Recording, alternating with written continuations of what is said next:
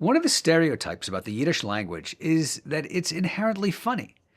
Now, that's not actually true because language is really just a communicative medium that is imbued with whatever characteristics its speakers provide it with. If people think Yiddish is funny, the reality is that its speakers are funny.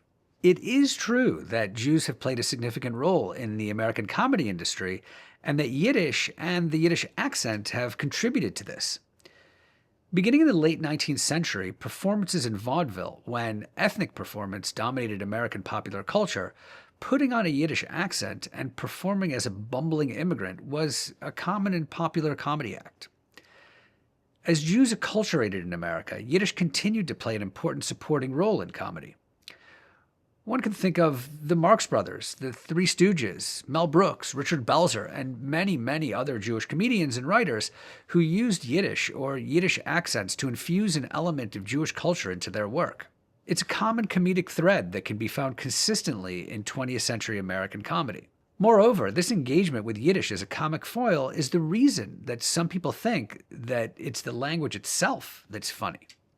But to get to the point of this little lecture, how does one tell a Yiddish joke without Yiddish, or without Yiddish accenting?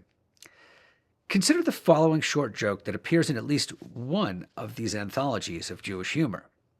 Zelda, a 70-year-old woman who works in the garment district, is on her way to the subway after work. Suddenly, a man wearing a trench coat jumps out of an alleyway in front of her and opens his coat wide, exposing himself.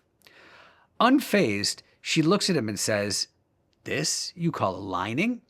The humor in the joke, and yes, I get that analyzing a joke ruins it, relies on the fact that Zelda is oblivious to the man's nakedness because instead her eyes are drawn to the poor quality of his coat's lining and thereby ruins his attempt at public nudity.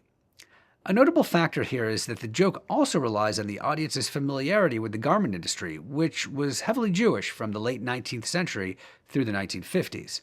Another interesting aspect is that this joke doesn't use any Yiddish at all, but can still clearly be identified as a Jewish or Yiddish-inflected joke thanks to a linguistic phenomenon known as object topicalization, which is a commonly used syntactical form in spoken Yiddish, which involves moving a sentence's object to the first position for emphasis. It's one of a number of ways that the Yiddish language, even without a word in actual Yiddish, has influenced American comedy. And if you tell the joke without this explanation, it may even still be funny.